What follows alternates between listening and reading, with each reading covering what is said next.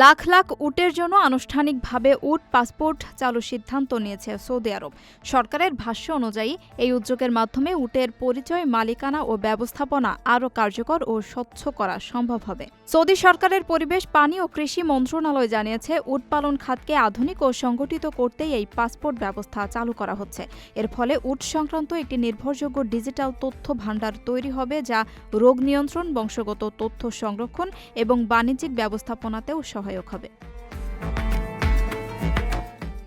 মন্ত্রণালয়ের সামাজিক যোগাযোগ মাধ্যমে প্রকাশিত একটি ভিডিওতে উটের পাসপোর্টের নমুনাও দেখানো হয়েছে, যেখানে সবুজ রঙের পাসপোর্টে সৌদি আরবের জাতীয় প্রতীক ও সোনালী রঙের উটের ছবি দেখা যায়। সরকারি হিসাব অনুযায়ী ২০২৪ সালে সৌদি আরবে প্রায় ২২ লাখ উট রয়েছে। এই খাত থেকে প্রতি বছর দেশটির অর্থনীতিতে ২ বিলিয়ন রিয়ালের বেশি অবদান আসে। আরব নিউজের তথ্য অনুযায়ী বিশ্বজুড়ে প্রায় ৩.৫ কোটি উট রয়েছে, যার মধ্যে ১,৭০,০০,০০০ আরব বিশ্বে।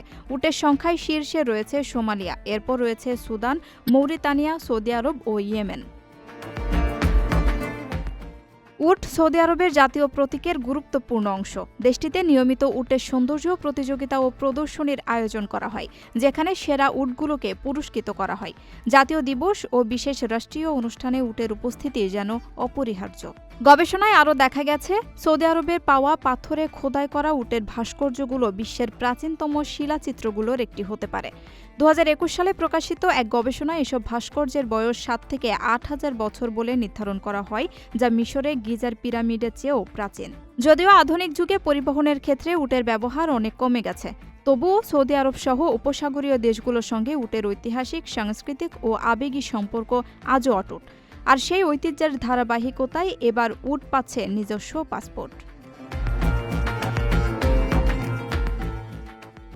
প্রবাসীদের জন্য নির্মাণ হচ্ছে দেশের প্রথম স্মার্ট সিটি, যেখানে থাকছে স্কুল, মসজিদ, হাসপাতাল, সুইমিং পুল, হেলিপ্যাড, পাঠাগার, জিম, সুপারমার্কেট, শিশু পার্ক সহ সকল নাগরিক সুবিধা।